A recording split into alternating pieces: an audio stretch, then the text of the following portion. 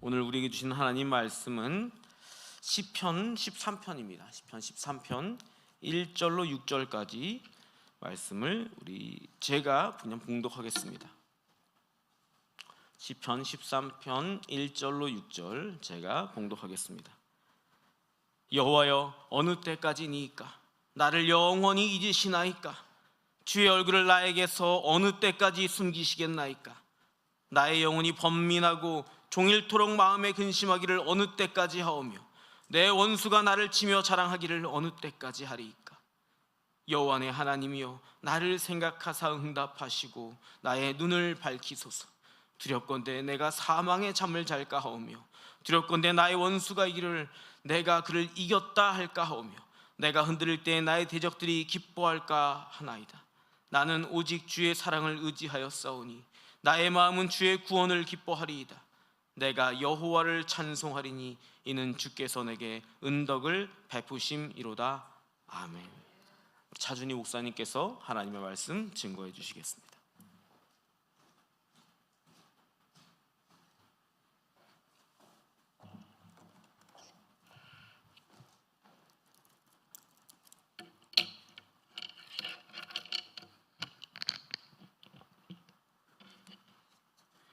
김경자 권사님, 이복형 권사님, 김종래 권사님, 황영희 권사님, 박종우 안수 집사님과 김영미 권사님, 안금숙 권사님, 박정자 권사님, 서주철 이상숙 집사님, 조순래 권사님과 이지환 성도, 신은경 집사님, 무명으로 예물 올렸습니다. 기도하겠습니다. 하나님, 잃어버린 영성을 회복합시다 라는 주제로 이제 두 번째 말씀 앞에 서게 됩니다. 이 시간에도 하나님께서 말씀 주시고 또한 큰 은혜 주시고 응답해 주실 줄로 믿고 많은 성도님들이 감사의 예물을 가지고 왔습니다. 여기에 우리의 소원도 담아서 드립니다. 우리의 간구와 우리의 감사의 고백과 우리의 몸과 마음 모두를 받으시고 하나님의 거룩한 성사역에만 구별하여 사용하여 주시옵소서. 감사드리옵고 예수님의 이름으로 기도드리옵나이다. 아멘. 오늘 말씀 제목은 한번 따라할까요? 풍기도. 한자를 좀 아시는 분들은 저게 뭘까? 바람풍자에다가 빌기자에다가 도자가 기도할 때 도자는 아닌데 길도자가 되거든요. 그러면 이게 무슨 의미일까? 궁금해하라고 이렇게 지었습니다. 그래서 어떤 분은 너무나 좀 성격이 급해서 끝까지 못 참는 분들이 계실까 싶어서 약간 천기를 누설하면 기도에 관한 내용이기는 합니다. 그런데 정확하게 어떤 의미인지는 설교 끝나기 5분 전에 말씀드리겠습니다. 그래서 한 4분이나 5분쯤에 얘기가 시작될 겁니다. 풍기도의 영성, 두 번째 영성입니다. 구약성경은 오경, 역사서, 시가서, 예언서 이렇게 네 덩어리로 되어 있습니다. 오경은 어딜 얘기하죠? 창, 출, 래, 민, 신 5권이죠. 그렇죠? 그 다음에 역사서는 여호수아, 이제 못 따라올 것 같은데요. 사사기, 여기부터 못 따라오면 안 되는데요. 룻기, 사무엘 상하, 열왕기 상하, 역대기 상하, 에스라, 느헤미야, 에스더 12권. 그래서 오경하고 역사서는 17권. 그 다음에 예언서, 이사야, 예레미야, 예레미야애가, 에스겔, 다니엘, 호세아부터 말라기까지 12권. 여기도 17권이네요. 그러면 오경 역사서 17권, 예언서 17권, 마지막 시가서, 욥기, 시편, 잠언, 전도서, 아가 5권. 그러면 17, 34, 5 더하면 39, 3, 9, 27 맞아 떨어지네요. 그러면 오경과 역사서 17권은 하나님의 행동이 기록되어 있습니다. 하나님의 행동, 역사 속에 펼쳐진 하나님의 구원 행동 이 그려져 있는 것이 오경과 역사서. 예언서는 하나님의 말씀, 예언자를 통해 주신 말씀이 기록된 것이 예언서입니다. 그러면은 시가서, 욥기, 시편, 잠언, 전도서는 하나님의 행동과 하나님의 말씀에 대한 인간의 응답입니다. 그래서 34권은 하나님의 계시, 위에서부터 아래로 내려지는 행동 계시와 말씀 계시, 시가서는 이 하나님의 계시에 대한 인간의 응답, 이렇게 해서 구약 성경이 형성이 됩니다. 그러니까 구약 성경은 하나님의 계시와 인간의 응답의 합작품이라고 말할 수 있습니다. 특히 구약에 나오는 시인들이 하나님에 대해서 가장 먼저 반응을 보였습니다. 구약 성경에 시적 표현이 나오면 우리는 그 사람을 시인이라고 부릅니다. 하나님께서 행동하셨습니다. 그리고 말씀하셨습니다. 그때 구약의 시인들은 하나님께 찬양으로 응답했습니다. 성경에 나오는 최초의 찬양시가 출애굽기 15장 21절입니다. 미리암이 그들에게 화답하여 이르되 너희는 야훼를 찬송하라. 그는 높고 영화로우시며 말과 그 탄자를 바다에 던지셨음이로다. 무슨 사건인지 여러분 아시죠? 출애굽 사건입니다. 출애굽을 경험하고 난 다음에 이스라엘 사람들이 출애굽을 공동체적으로 경험했습니다.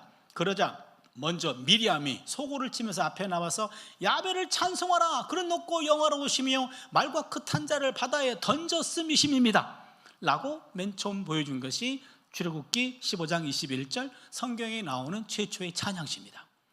그런데 하나님이 늘 행동하시고 말씀하시는 것 아니잖아요. 하나님의 부재와 하나님의 침묵을 경험할 때도 있잖아요. 우리끼리 얘기입니다만 그럴 때가 더 많잖아요. 그렇죠. 하나님이 늘 나타나시고 말씀 주시고 이거보다는 하나님 부재하시고 침묵할 때가 더 많아요. 그럴 때 구약에 있는 시인들은 하나님께 탄원으로 응답했습니다.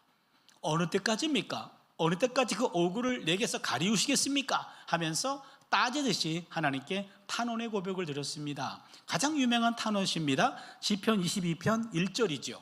내 하나님이여 내 하나님이여 어찌 나를 버리셨나이까?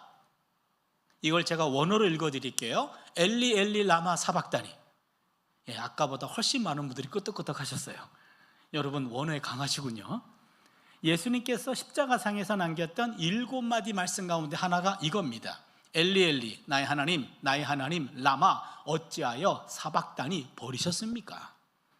십자가의 고통 속에서 예수님은 그 고통을 이 탄원시를 읊조리면서 탄원시를 묵상하면서 그 고통을 견뎌내고 감내했던 거죠.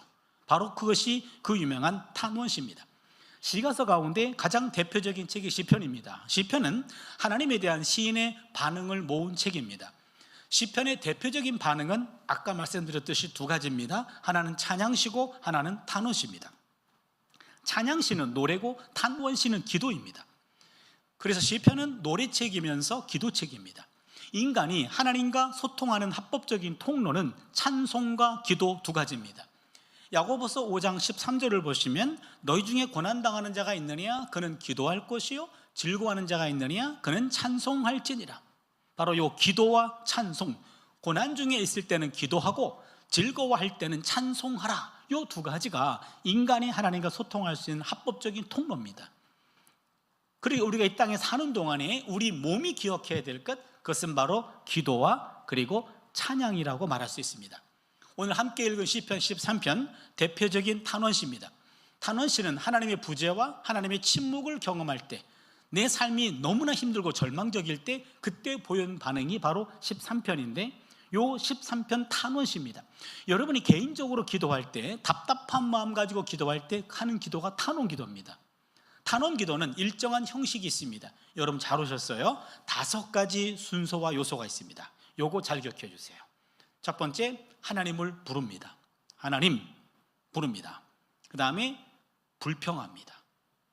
세 번째는 간구합니다. 네 번째는 신뢰를 고백합니다. 다섯 번째는 찬양합니다. 제가 쉽게 얘기해 볼게요. 하나님 불렀습니다. 나 죽을 것 같아요. 불평합니다. 살려주세요. 간구합니다. 그리 하실 거죠? 신뢰를 고백합니다. 할렐루야. 찬양하죠. 요 5가지입니다. 여러분 시편 13편을 한번 펴보십시오. 성경 13편을 펴보십시오. 거기에 1절을 보시면 야훼요. 요게 1번입니다. 하나님을 부른 겁니다. 하나님 부름. 1절과 2절입니다. 어느 때까지니까 나를 영원히 잊으시나이까? 주의 얼굴을 나에게서 어느 때까지 숨기시겠나이까? 나의 영혼이 번민하고 종일토록 마음에 근심하기를 어느 때까지 하며 내 원수가 나를 치며 자랑하기를 어느 때까지 하리이까? 뭐에 해당할까요? 뭐죠? 불평. 1절과 2절은 불평입니다. 3절과 4절입니다. 야훼 내 하나님이여 나를 생각하사 응답하시고 나의 눈을 밝히소서. 두렵건대 내가 사망의 잠을 잘까 하며 두렵건대 나의 원수가 이르기를 내가 그를 이겼다 할까 하며 내가 흔들릴 때 나의 대적들이 기뻐할까 하나이다. 뭐에 해당하죠? 간구. 좋습니다. 3절과 4절은 간구입니다. 그 다음에 5절을 보시면 나는 오직 주의 사랑을 의지하여 싸우니 나의 마음은 주의 구원을 기뻐하리이다. 뭐에 해당하죠? 신뢰 고백입니다. 마지막 6절입니다. 내가 야훼를 찬송하리니 이는 주께서 내게 은덕을 베푸심이로다. 뭐죠? 찬양이에요. 그럼 여러분 이 5가지 요소를 13편에다가 적어두시면 좋습니다. 여러분의 머리를 절대로 믿지 마세요. 기록해 두세요. 13편을 보시면은요, 야훼여 하나님 불렀고 어느 때까지입니까? 나를 영원히 잊으시나이까? 불평합니다. 3절을 보시면 나를 생각하사 응답하시고 나의 눈을 밝히소서. 간구합니다. 5절을 보시면 나는 오직 주의 사랑을 의지하여 싸우니 나의 마음은 주의 구원을 기뻐하리이다. 신뢰를 고백합니다. 마지막 6절에 내가 야훼를 찬송하리니 이는 주께서 내게 은덕을 베푸심이로다 하면서 5가지 요소가 요 순서대로 완벽하게 나오는 시편은 이것 하나밖에 없습니다. 150편 되는 시편 가운데 탄원시가 70몇 편인데 그 중에 요 5가지 요소가 요 순서대로 나오는 유일한 시입니다. 그러게 시편 13편은 개인 탄원시의 교과서라고 말합니다. 여러분 가운데 나는 개인적으로 기도할 때 이 순서대로 기도하고 있네? 그런 분이 반드시 있을 거예요. 하나님을 부르고 불평하고 간구하고 신뢰를 고백하고 그 다음에 찬양으로 끝나는 것. 나 개인적으로 기도할 때 이런 순서대로 하고 있네? 그분은 이미 기도의 고수입니다. 그런데 나는 이 순서는 아닌데 나름대로 매일 기도하고 습관적으로 기도하는데 그럼 난 뭐예요? 그분도 고수로 인정할게요. 그분은 막달라 기도의 고수입니다. 이제 막달라 기도에서 다윗의 기도로 갈아탈 수 있길 바랍니다. 13편은 다윗의 기도입니다. 요 5가지 순서를 꼭 기억해 주세요. 5가지 순서대로 하나님 부르고 불평하고 간구하고 신뢰를 고백하고 그 다음에 찬양으로 끝나면 하나님이 다윗의 시는 주전 1000년부터 있었잖아요. 주전 1000년부터 기원 후 2000년, 3000년 동안 많은 신앙인들이 답답한 마음을 가지고 하나님께 나왔을 때 너무나 상황이 절망적이어서 기도의 문까지 막혔어요. 그럴 경우에는 13편을 하나님 앞에서 읽었단 말이에요.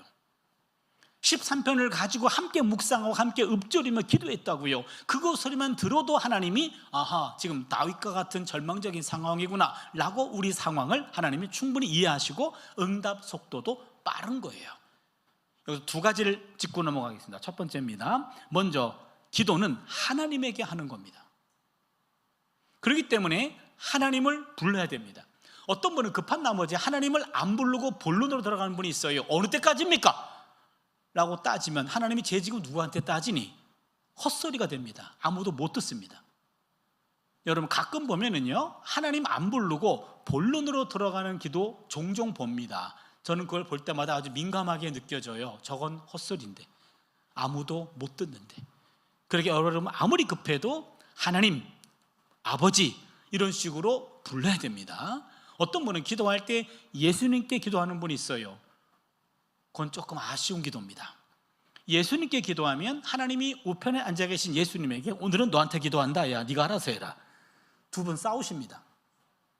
여러분 기도는 하나님께 예수님의 이름으로 성령의 도움으로 합니다. 물론 삼위 하나님이 동시에 듣습니다. 그러나 삼위 하나님의 역할이 구분되어 있습니다. 하나님은 듣고 응답하시는 분이에요. 예수님은 중재하시는 분입니다. 성령님은 도와주시는 분이에요. 그렇기 때문에 하나님을 반드시 불러야 됩니다. 하나님 안 부르고 예수님과 성령님께 기도하면 결제 안 나옵니다. 그래서 반드시 하나님께 기도할 것, 하나님 불렀다면 중간중간에 예수님과 성령님을 초청하는 것은 아주 좋은 기도입니다. 삼위 하나님을 총동원하는 아주 좋은 기도입니다. 그러나 하나님 빠지면 하나님 삐지시고 응답도 안 됩니다. 가장 중요한 것은 하나님께 기도한다라는 것 첫 번째입니다. 두 번째, 기도 끝날 때 현재형으로 끝납니다. 어떤 분은 기도를 잘 해놓고 예수님 이름으로 기도했습니다 라고 과거형으로 끝나는 분이 있어요. 요거는 아쉬운 기도입니다. 예수님 이름으로 기도했대, 완료형입니다. 그럼 어떤 문제가 생기냐면 기도에는 간구가 있죠. 간구는 미래에 응답될 사건입니다. 하나님이 들으시고 이거 언제 응답할까라고 나름대로 스케줄을 보고 계시는데 당사자가 기도 끝난과 동시에 끝냈대. 그냥 지가 끝냈대, 응답도 되기 전에. 그건 마치 하나님 응답 필요 없습니다, 그냥 듣는 거로 만족합니다, 이런 기도가 됩니다. 그러기에 기도는 응답될 때까지 유효기간이 연장돼야 돼요. 그래서 현재형으로 끝납니다. 그거를 영원한 현재형이라 그럽니다. 예수님 이름으로 기도합니다, 기도하나이다, 기도드리나이다 하면서 현재형으로 끝납니다. 두 가지 말씀드렸죠. 반드시 하나님께 기도하라. 두 번째, 끝날 때는 예수님 이름으로 현재형으로 끝난다. 두 가지입니다. 오늘 기도는 불평 기도라고 말할 수 있습니다. 여러분, 불평은 사람이 아니라 하나님 앞에 풀어놓아야 됩니다.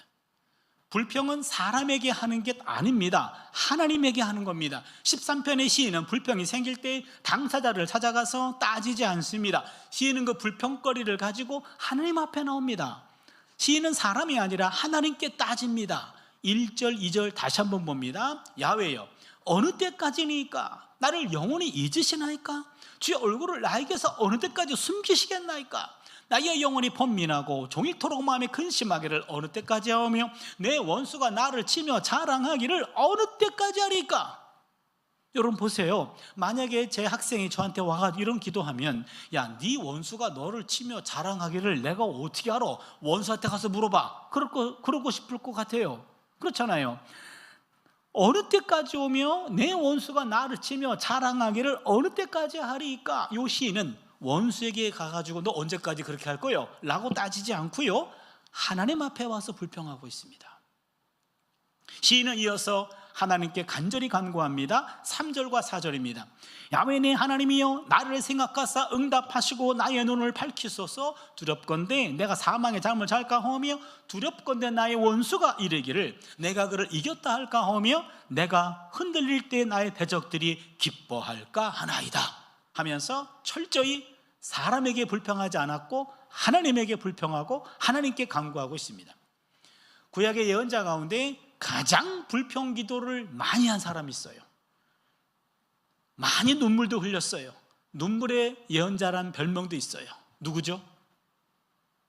이쯤 되면은 아셔야 돼요. 누구죠? 눈물의 선지자? 예레미야죠. 예레미야가 탄원 기도를 엄청나게 많이 했습니다. 여러분, 예레미야 결혼했나요? 안 했나요? 예레미야 결혼했나요? 안 했나요? 더 이상 안 물어볼게요. 예레미야 결혼 못했습니다. 안 한 게 아니라 못했어요. 예레미야 16장 1절 2절에 보면 너는 결혼하지 말지니라, 자녀도 갖지 말지니라 라고 하나님이 강압적으로 독신을 명하셨습니다. 히브리어에 독신이란 단어 없습니다. 단어도 없는, 개념도 없는 삶을 하나님은 예레미야에게 강요하셨습니다. 예레미야는 하나님의 강권에 의해서 결혼을 금지당했습니다. 왜 그랬을까요? 여러분, 예레미야는 국가 멸망을 앞두고 활동한 유일한 예언자입니다. 예레미야는 국가 멸망을 예언했고 국가 멸망을 경험한 유일한 예언자가 예레미야예요. 입만 열면 나라가 망한다고 얘기했고 입만 열면 바벨론 쳐들어온다고 예언했고 바벨론에게 항복하는 것이 하나님의 뜻이라고 예언했습니다. 그럼 여러분 한번 상상력을 동원해 보세요. 어느 날 갑자기 예레미야가 매일 망한다고 예언했는데 여러분 며칠 뒤에 제가 결혼합니다, 오셔서 축복해 주십시오. 그러면 어떨까요? 황당할 거 아닙니까? 아니, 나라가 망한다며, 결혼은 무슨 결혼이요? 그의 메시지와 그의 삶이 구분될 수 없었기 때문에 예레미야는 그의 메시지에 합당한 삶을 강요받은 겁니다. 그러다 보니까 안타까운 일이 벌어집니다. 예레미야에게 주어진 메시지는 국가 멸망이었습니다. 국가적으로는 반역자가 됐습니다. 쫓겨다닙니다. 부모님도 예레미야를 이해 못합니다. 예레미야 친구들도 예레미야를 부끄럽게 여겼고 고향 사람들은 예레미야를 제거하려고까지 했습니다.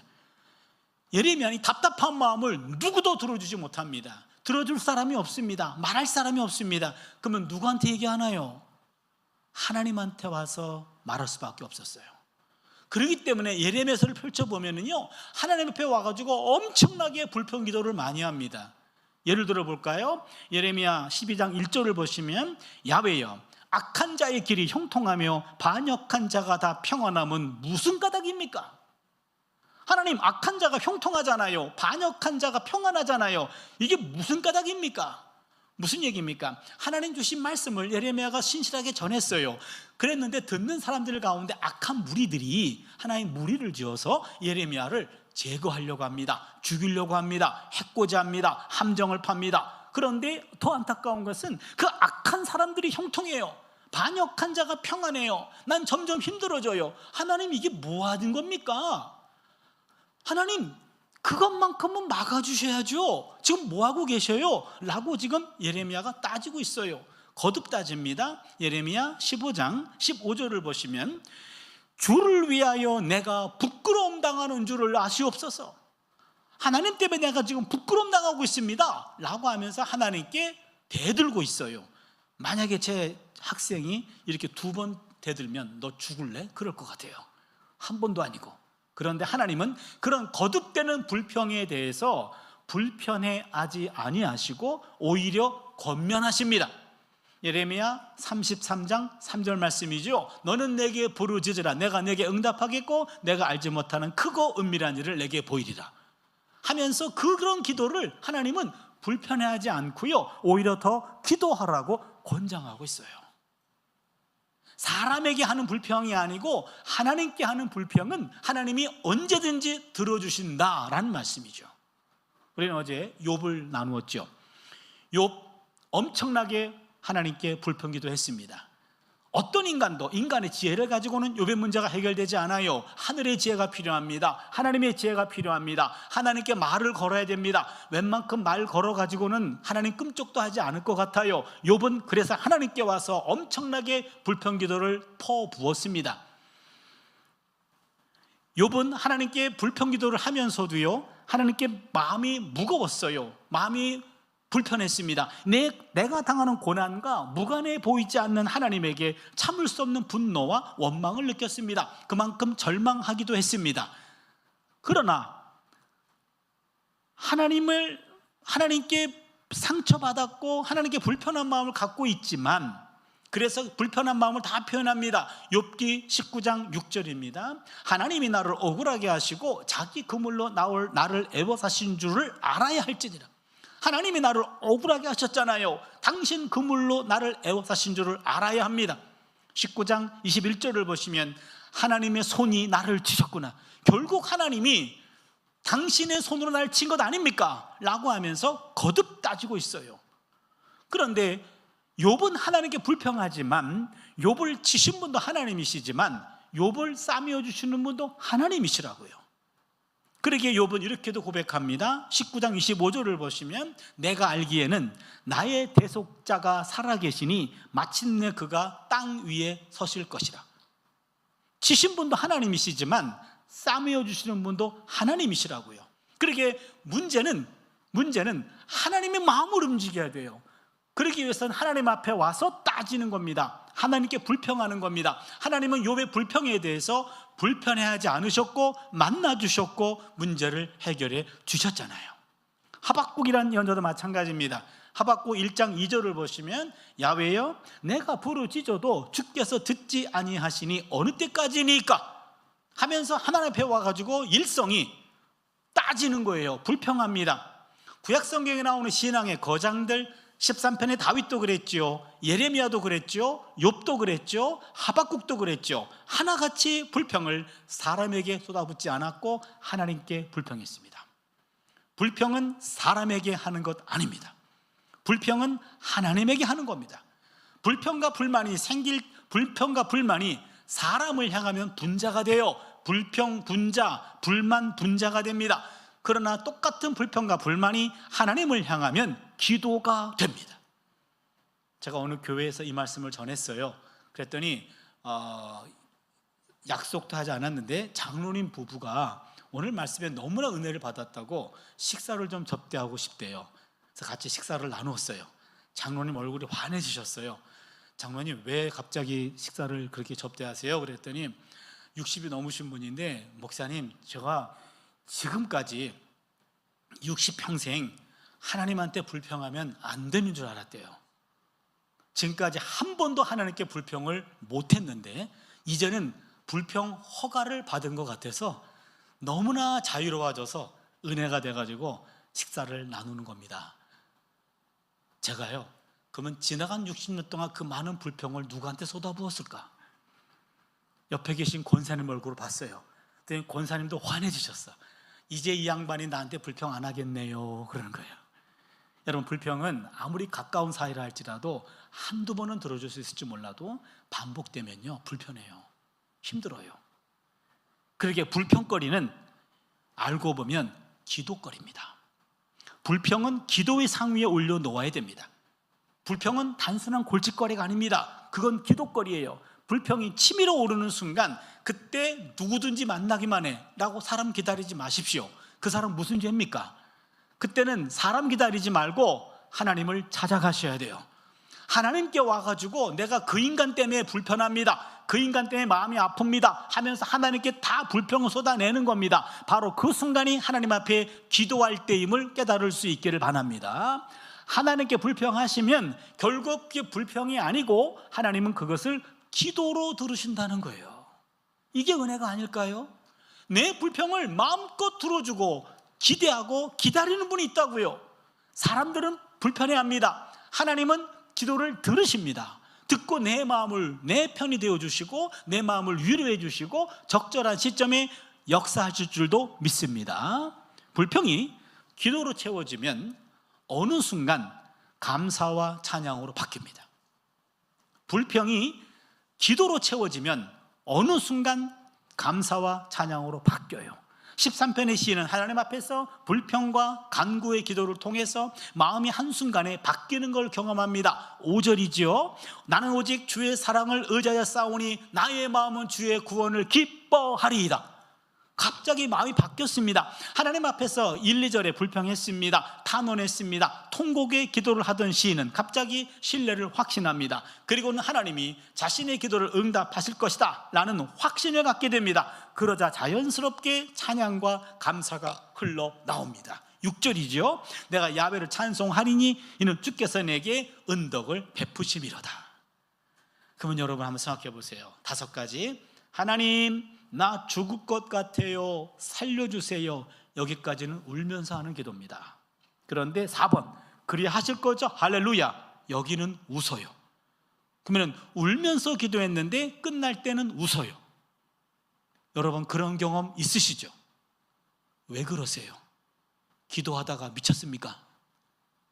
울면서 기도를 시작했는데 끝날 때는 찬양과 웃으면서 끝나요. 기도하다가 무슨 일이 생겼길래 그렇게 바뀌었습니까? 요 현상을 우리 구약학에서는요 이렇게 표현합니다. 개인 탄원 시에 나타난 분위기 급변의 동인에 관한 연구. 표현이 고급지죠. 이게 박사 논문 제목입니다. 개인 탄원 시에 나타난 분위기 급변. 3번과 4번의 분위기가 급변돼요. 급변의 동인, 어떤 원인이 있었길래 분위기가 바뀌었습니까? 그 원인을 찾아낼 때마다 시편 박사 배출. 여러분 지금 말씀 듣는 태도가 박사급 태도. 그래서 여러분 잘 오셨고요. 제가 요 박사 이론을, 최근에 나온 이론들입니다. 이거를 여러분에게 소개하려고 합니다. 잘 오셨고요. 여러분 잘 들으시고 여러분만 알고 계시고 남한테 가르쳐 주지 마세요. 이 이 시간에 이게 어떤 마음으로 왔는데 이 시간에 빠진 사람들에게 절대로 가르쳐 주지 마세요. 세 가지 이론입니다. 첫 번째입니다. 미래 구원 사건의 선취 이론. 미래 구원 사건의 선취 이론. 불평 중에 하나님께 기도하면 어느 순간 내가 갖고 있는 문제가 해결될 것이다 라는 확신에 이르게 됩니다.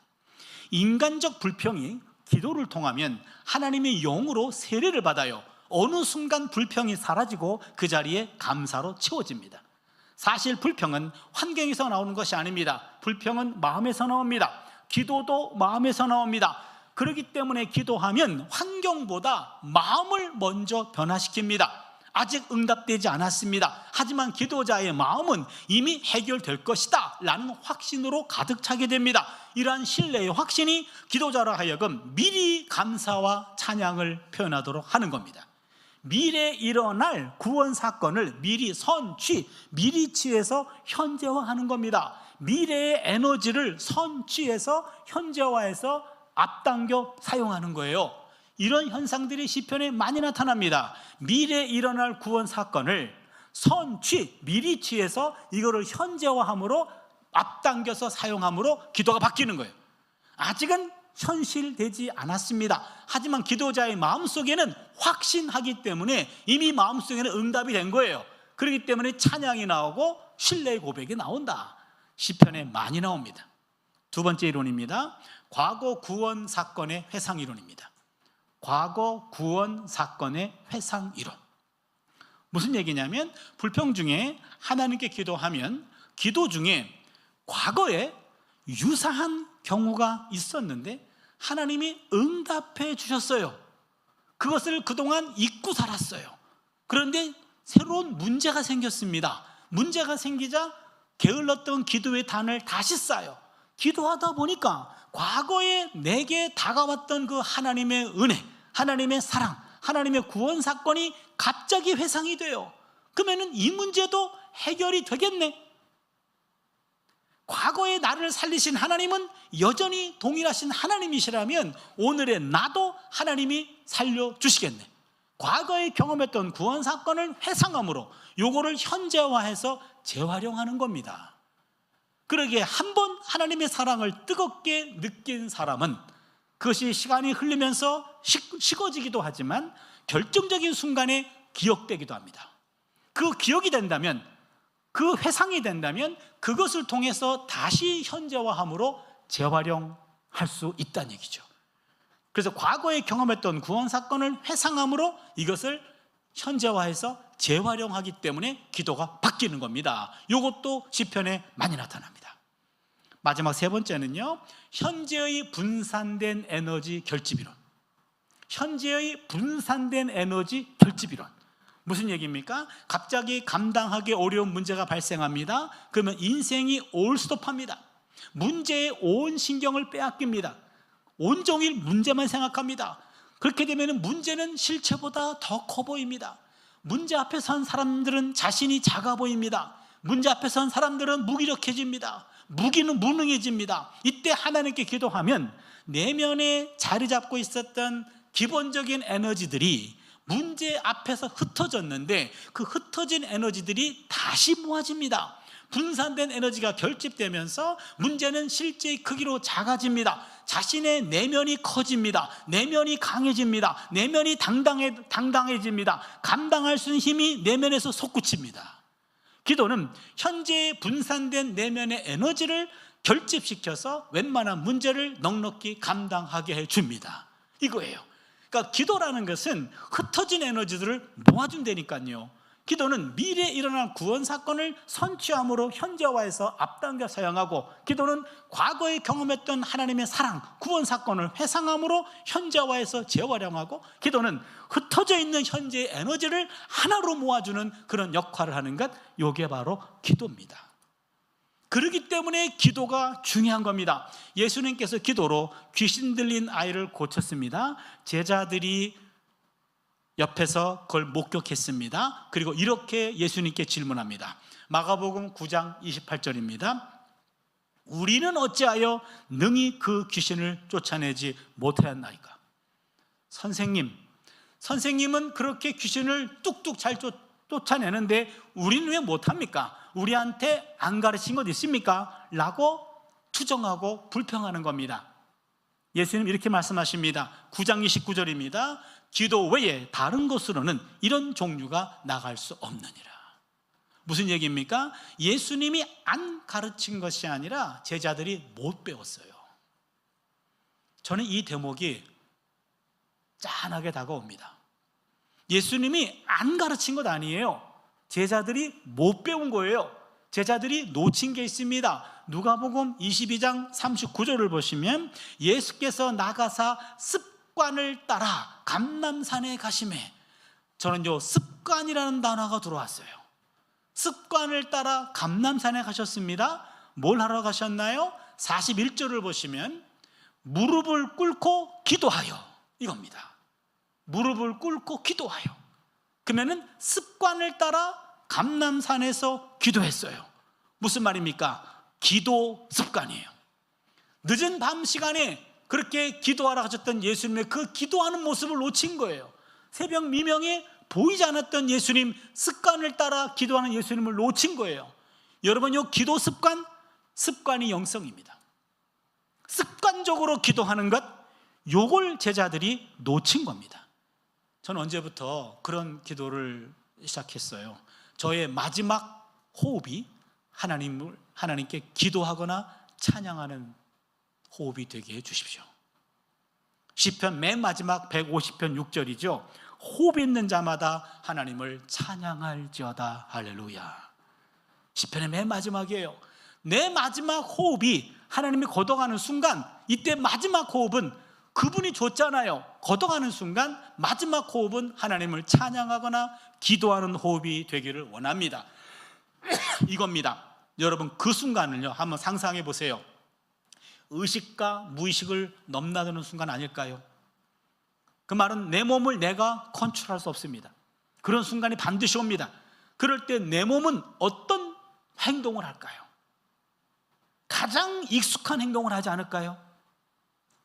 그 당시에 그 순간이 왔을 때 욕을 가장 많이 했던 분들은요, 그 순간 욕하고 돌아가실지 몰라요. 내 몸이 기억하는 대로 할 겁니다. 내 몸에 기억된 장치, 그것이 기도와 찬양이 될 수 있기를 바랍니다. 몸이 기도를 기억하는 몸이 돼야 돼요. 전 이것을 몸 기억이라고 말합니다. 예배학에서는 암묵적 기억이라고 말합니다. 상담학에서는 무의식적 기억이라고도 말하더라고요. 근육이 기억하는 딱 그만큼 그게 내 신앙입니다. 몸의 기억은 머리의 관념의 기억보다 앞서고 또 오래 갑니다. 몸이 기억해야 끝까지 가는 거예요. 내가 알고 느끼는 정도가 아니라 내 몸의 수준, 내 몸의 근육이 기억하는 신앙 수준이 진짜 내 신앙입니다. 여러분, 지식과 감정은 내 신앙 아니에요. 알고 있는 겁니다. 느끼는 겁니다. 그건 내 신앙 아니에요. 몸에 새겨진 것이 내 신앙입니다. 내 몸이 새겨져야 돼요. 내 몸에 그것이 근력이 돼야 됩니다. 가끔 우리 딸들한테, 딸만 둘이 있거든요. 이렇게 제가 집에 가면 힘자랑할 때가 있어요. 야, 매달려. 그러면 두 녀석이 매달려요.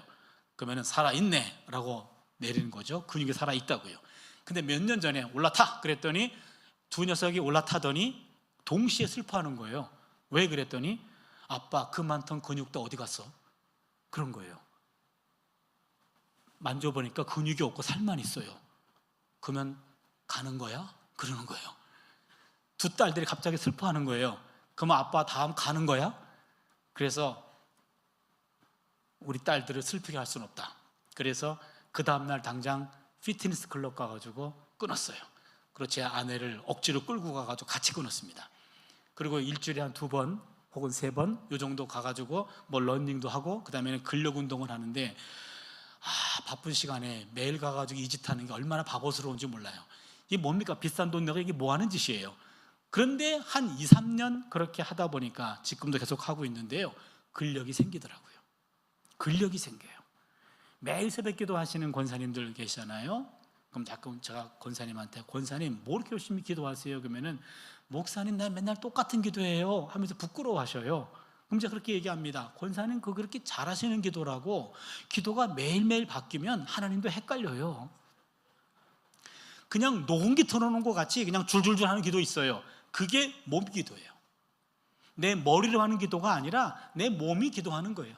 그냥 늘 하던 대로 줄줄줄 나오는 거, 내가 뭔 말하는지도 모르는데 지가 알아서 하는 거, 그게 근력이에요. 그게 내 근육이 생긴 겁니다. 기도에 근육이 생긴 거예요. 그렇기 때문에요, 여러분, 기도는 이론이 아니라 실천입니다. 행함이 없는 믿음이 죽은 믿음이듯이 수행이 없는 기도는 무력합니다.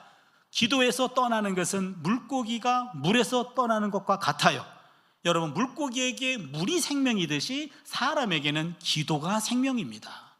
그러기에 내 몸이 기도를 기억해야 돼요. 저는 모태신앙인이거든요. 그리고는 목사고, 그리고 목사 후보생들을 가르치는 그런 선생 일을 하고 있는데요, 제가 구약이 전공이고요, 그리고 구약 성경을 연구하는 게 제 일상이고 제 보람이에요.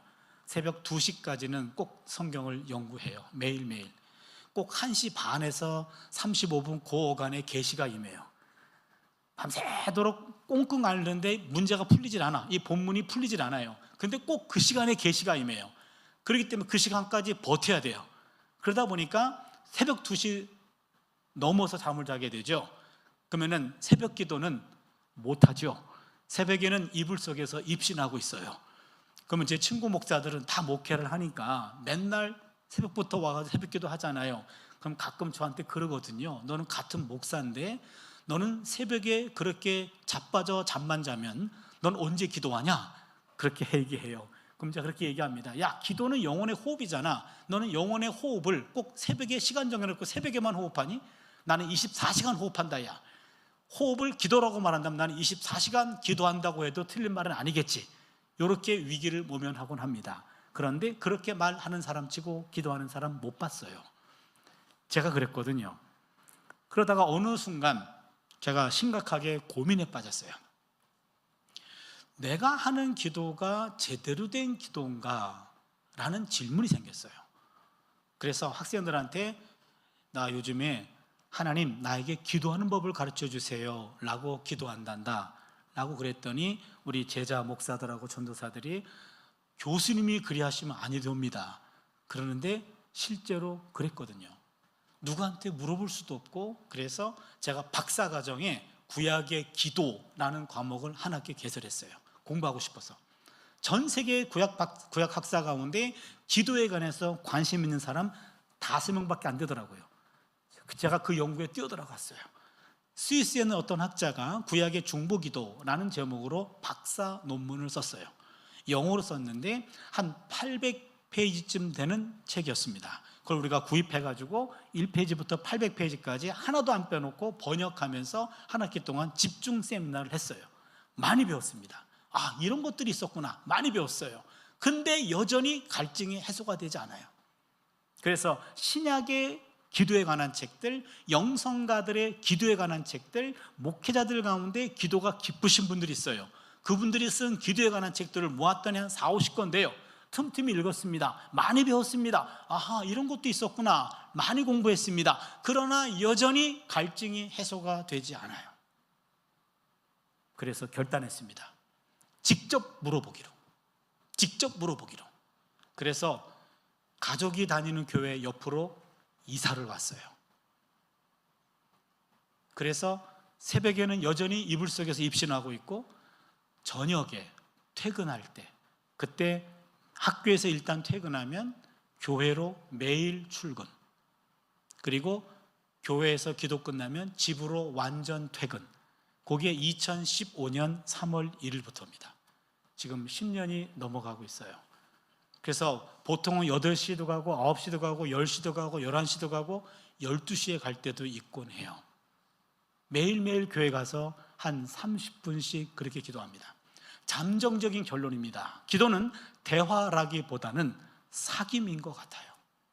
하나님과 사귀는 겁니다.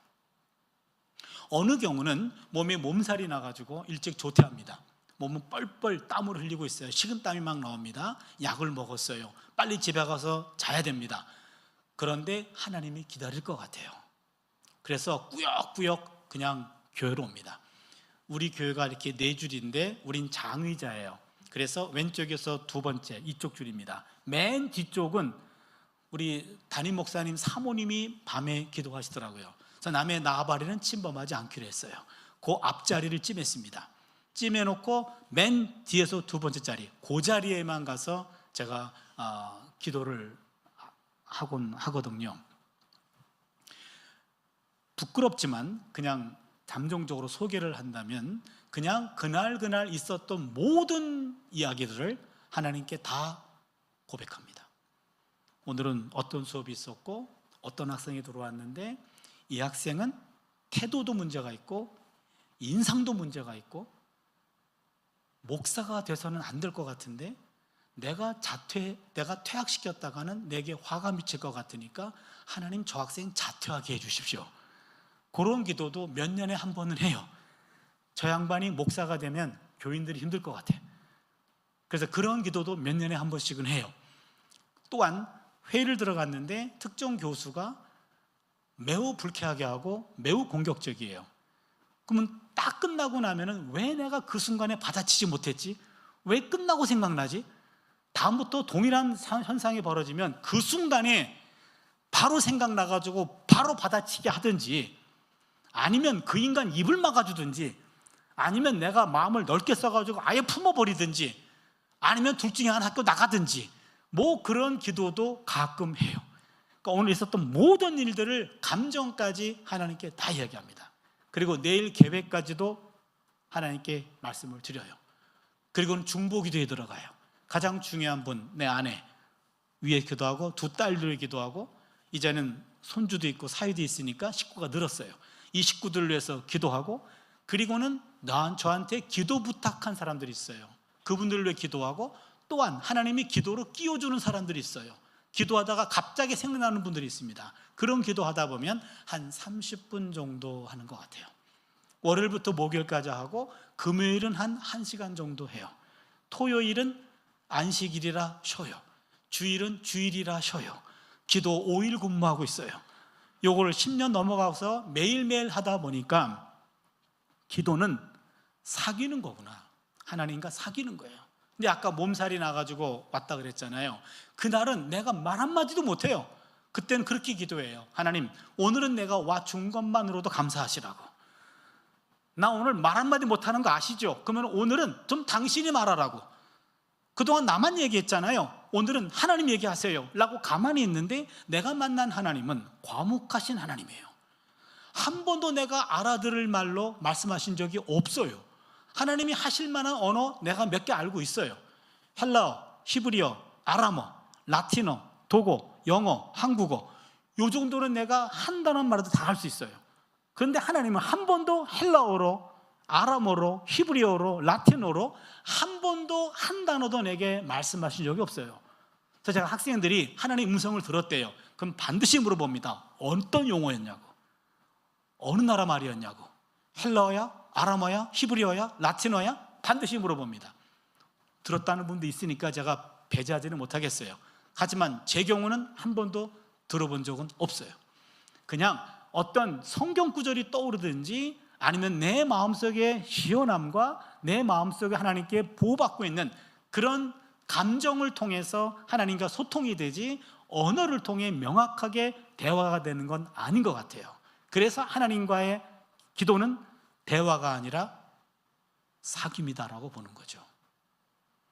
기도가 매일매일 잘 되는 거 아니에요. 어느 때는 그냥 그 자리에 와서 졸다가 올 때도 있어요. 그런데 어느 날은 정말로 힘든 날이었는데 그냥 그 자리에 갔어요. 그리고 아무 말도 못해요. 오늘은 하나님 좀 말씀 좀 하세요 라고 앉아 있어요. 그런데 제가 좀 성격이 좀 독특해서 그런지 장의자인데 맨 뒤쪽에서 두 번째에 120cm쯤 되는 자리가 제가 있는 자리예요. 그래서 몇 번 움직이면 어느 경우에는 내 궁둥이 자국을 느낀 날이 있어요. 이게 아주 기가 막힌데, 톰 나이트라고 하는 유명한 신약학자가 있어요. 이분이 기도에 관한 책에서 이런 말을 했습니다. 기도란 우리가 사는 세계와 하나님의 세계가 멀리 떨어져 있지 않다는 신비로운 사실과 관련이 있다. 우리의 삶과 하나님의 삶은 동떨어진 것이 아니다. 성경에서 말하는 땅과 하늘이라는, 땅이라는 우리의 실제와 하늘이라는 하나님의 실제는 실제로 꼭 들어맞도록 만들어져 있다 하면서 땅과 하늘이 실제로 만나는 핵심 장소 중에 하나가 기도다라고 얘기했어요. 저는 이 글귀를 보면서요, 내가 체험한 바이기 때문에 전율을 느꼈습니다. 무슨 얘기냐면 몇 번 움직였더니 내 궁둥이 자국을 내 몸이 느끼는 거예요. 늘 그 자리에서만 기도했기 때문에 자국이 생긴 거예요. 그것을 몇 차례 느껴본 겁니다.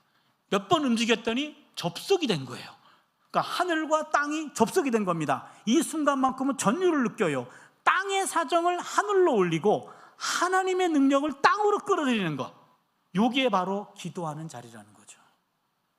여러분에게 도전하고 싶습니다.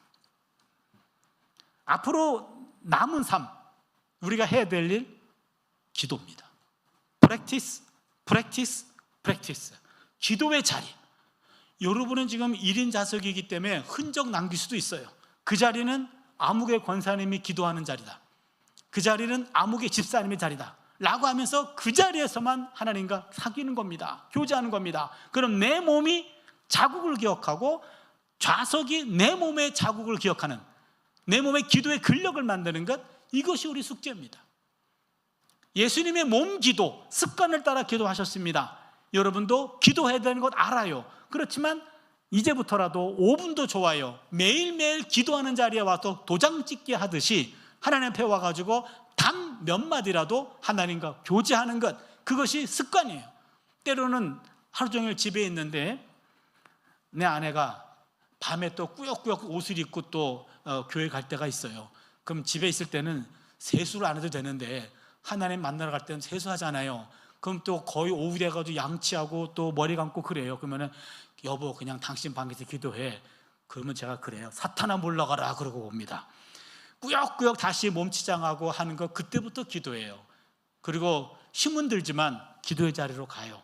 거기 앉아서 기도하다 오면은요, 오늘 하루 숙제가 끝난 것 같아요. 내 몸이 기도를 기억하는 거죠. 여러분, 이것은 예수님도 습관을 따라 기도했다고 그랬죠. 바로 이것이 우리의 남은 숙제입니다.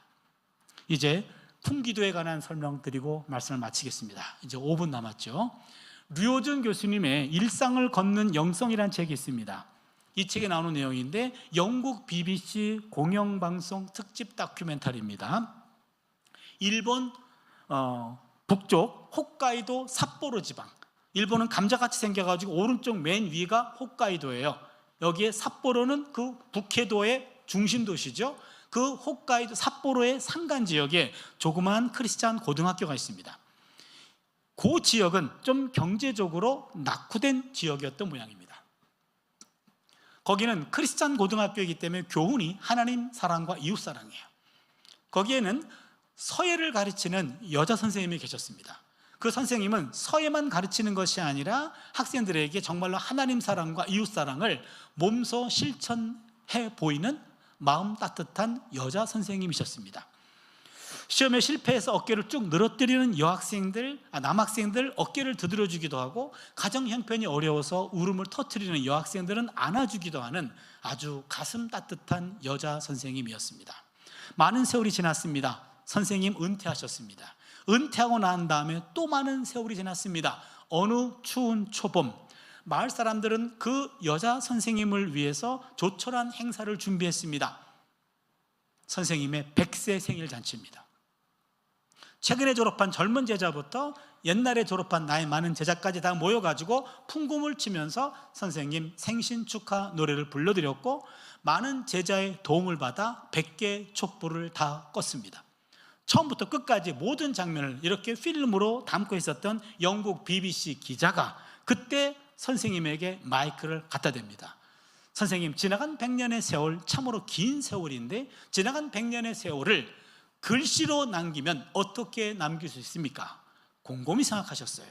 창을 통해서 저 뒷산을 봅니다. 뒷산을 봤더니 아직도 산이 설산이에요. 추운 초봄이었던 것 같습니다. 물끄러미 산을 보더니 드디어 붓을 들었어요. 먹을 갈고 붓을 들었고 이제는 붓에다가 먹을 묻혔고 3글자를 썼어요. 이쯤 되면 눈치를 채야 돼요. 그때 선생님이 쓰신 글자가 풍도기였어요. 풍도기. 무슨 말입니까? 우리는 요 2번째와 3번째를 제가 바꾼 겁니다. 풍, 바람 풍자, 도, 길 도자, 기, 빌 기자. 무슨 말입니까? 풍, 바람 부는 도, 길 위를 기도하며 살았습니다. 이게 풍도기예요. 요 3글자 안에 인생 100년의 역전이 다 들어가는 순간이에요. 3글자로 인생을 다 담았어요. 풍도기. 바람 부는 길 위를 기도하며 살았습니다. 요 3글자를 남기고 며칠 뒤 선생님은 세상을 떠났습니다. 자신을 가리켜 I'm just a little old lady, 그저 작고 초라한 늙은이입니다 라고 말했는데 그 특집 다큐멘터리 제목은 A Little Giant Lady, 몸집은 작았지만 영웅적인 부인이었다. 다큐멘터리 여기서 끝. 그리고 책도 여기서 끝. 제가 곰곰이 생각해 봤습니다. 우리는 아직 100년을 향해 가고 있잖아요. 그러면 우리는 어떤 삶을 살아야 되는가? 제가 2번째와 3번째 글자를 바꾼 겁니다. 그게 풍기도입니다. 무슨 말입니까? 풍, 갑자기 인생에 바람이 불어오면 앞이 보이지 않아요. 그때 기도하면 길이 보인다. 이게 풍기도입니다. 바람 없는 인생 없습니다. 직장에 바람이 불어요. 사업 바람도 있습니다. 인간관계 바람도 있어요. 가정의 바람이 있어요. 부부간에도 바람이 붑니다. 자녀 바람이 있어요. 건강 바람이 있어요. 물질 바람이 있어요. 바람 없는 곳 한 곳도 없습니다. 아이고 목사님 정말 바람 없는 곳 없나요? 한 군데 있긴 있습니다. 무덤입니다. 거기 들어가시면 바람 한 점 없어요. 그러면 살아있기 때문에 바람과 함께 사는 겁니다. 때로는 바람이 너무 거칠게 몰려오면은요, 갑자기 앞이 보이지 않아요. 그때 기도하면 안 보이는 길도 보이게 될 줄로 믿습니다. 갑자기 바람 불어 길이 막혀버립니다. 그때 기도하시면 막힌 길도 뚫리게 될 줄로 믿습니다. 갑자기 바람이 불어 길이 없어집니다. 그때 기도하시면 없는 길도 생기게 될 줄로 믿습니다. 기억하세요. 기도는 길을 만들어요. 잃어버린 영성 회복하자라는 것으로 4가지 영성을 나눌 텐데, 여러분 다른 건 몰라도 풍기도의 영성은 죽을 때까지 기억해 주십시오. 바람 불 때 기도하면 길이 생긴다더라. 기도는 길을 만든다. 중요한 것은 내 몸이 기도를 기억하는 몸으로 만드는 겁니다. 이거는 평생 숙제입니다. 평생. 저도 그 숙제를 하고 있습니다. 하나님 앞에 서는 그 순간까지 이 몸이 기도를 기억해야 돼요. 내 머리로 하는 기도가 아니라, 내 입이 하는 기도가 아니라 몸이 기도하는 겁니다. 몸이 기도하기 위해서는 반복돼야 돼요. 습관적으로 돼야 됩니다. 내 몸이 기도를 기억할 때까지, 내 몸의 근력이 기도를 기억할 때까지 practice. 그래서 풍기도의 영성을 우리 몸으로 만들어 나가는 우리의 남은 삶이 될 수 있기를 주님의 이름으로 축원합니다.